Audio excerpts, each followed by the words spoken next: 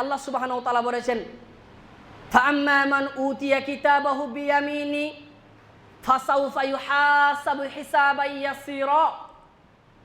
আল্লাহ সুবহানাহু ওয়া তাআলা বলেন, ওরে আমার বান্দারা রে, আমি আল্লাহ তাবারক ওয়া তাআলা তোমাদের যখন ডান হাতে আমলনামার বইটা তুলে দিব, তখন তুমি পড়তে থাকবে ফাসাউফা ইউহাসাবু হিসাবান ইয়াসীরা। তখন তাদের হিসাবটাকে, তখন তাদের গিনতিটাকে সহজ করে নেওয়া হবে, তখন তাদের হিসাবটাকে সহজ করে নেওয়া হবে। ফাআম্মা মান উতিয়া কিতাবাহু বিয়ামিনি ফাসাউফা ইউহাসাবু হিসাবান ইয়াসীরা ওয়া ইয়ানকালিবু ইলা আহলিহি মাসরুরা। আমি যখন তাদের ডান হাতে আমলনামাটাকে তুলে দিব, তখন তাদের হিসাবটাকে সহজ হয়ে যাবে এবং সহজ হওয়ার ফলে ওয়া ইয়ানকালিবু ইলা আহলিহি মাসরুরা, তখন তারা আনন্দের সাথে, তখন তারা খুশির সাথে তাদের পরিবারের কাছে ফিরে যাবে।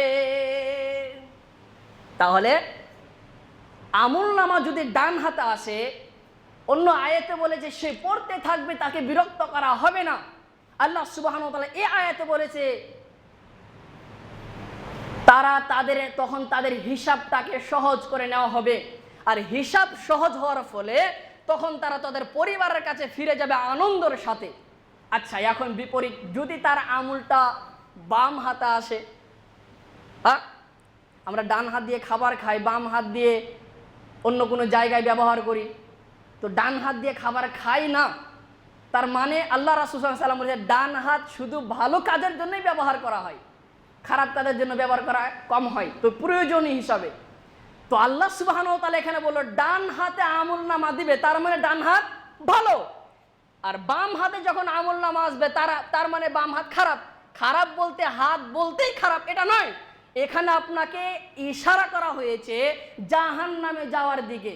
এই জন্য আল্লাহ সুবহানাহু ওয়া তাআলা বলেছেন, ওয়া আম্মা মান উতিয়া কিতাবাহু বিরা যহরিহি, এবং আমি আল্লাহ যখন তার বাম হাতে পিঠের পিছন দিক দিয়ে দিবে।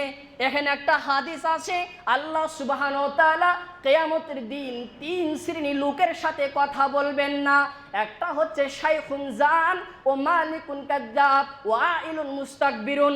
এই 3 শ্রেণীর লোকের সাথে আল্লাহ তাআলা কিয়ামতের দিন কথা বলবেন না।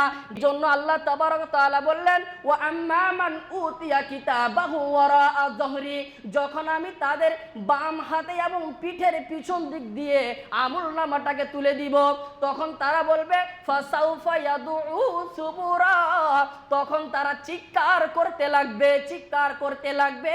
তখন আল্লাহ তাবারক ওয়া তাআলা এই চিৎকার শুনে আল্লাহ বলবেন, ফেরেশতারা রে, তখন তারা যাও, তোমরা যাও ওই লোকটাকে ওয়াসলা সাইরা, তুমি তাদেরকে জাহান্নামের ওই প্রজ্বলিত ভয়াবহ আগুনে তুমি নিক্ষেপ করে দাও। তাহলে দেওয়ার ভঙ্গিমিটা আলাদা, পার্থক্য আছে।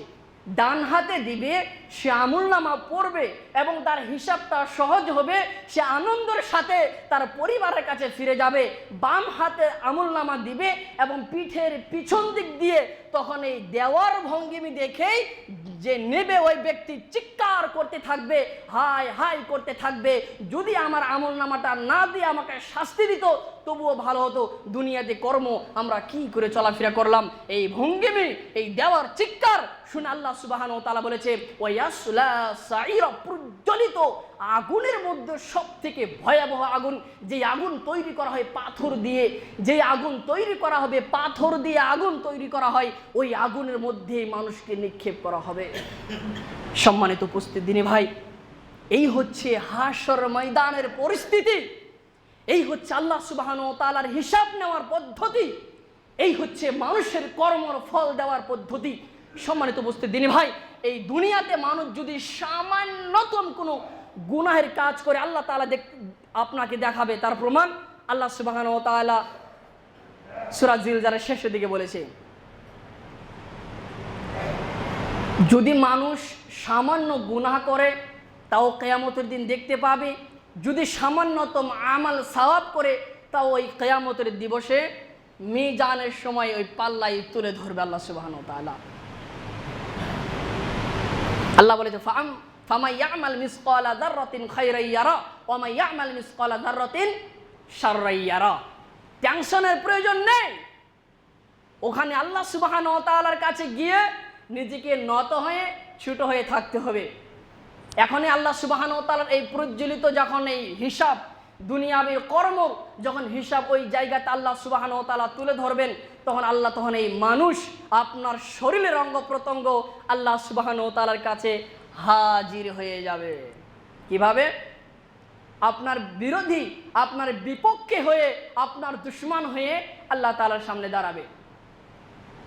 আল্লাহ সুবহানাহু ওয়া তাআলা বলেছেন, আমার কাছে তোমার জন্য তোমার বিরোধী, তোমার বিপক্ষে হয়ে সাক্ষী দিবে। তাশহাদু আলাইহিম আরজুলুহুম সিনাতুহুম, তোমার জিহ্বাটা আল্লাহ তাআলার কাছে সাক্ষ্য দিবে। আর জুলুহুম, তোমার পা আমি আল্লাহর কাছে সাক্ষ্য দিবে। ও আইদিহিম, এবং হাত আল্লাহ তাআলার কাছে সাক্ষ্য দিবে। বিমা কানু ইয়ামালুন, তোমরা দুনিয়াতে কি কর্মগুলো করেছো এই কর্মের ব্যাপারে। সুদের টাকা লেনদেন করে ডান হাতে, টেবুলের নিচে দিয়ে ঘুষের টাকা লেনদেন চলছে, ওই সিসিটিভিতে ধরা পড়বে। কিয়ামতের দিন আল্লাহ সুবহানাহু ওয়া তাআলার সামনে সব সাক্ষ্য দিবে।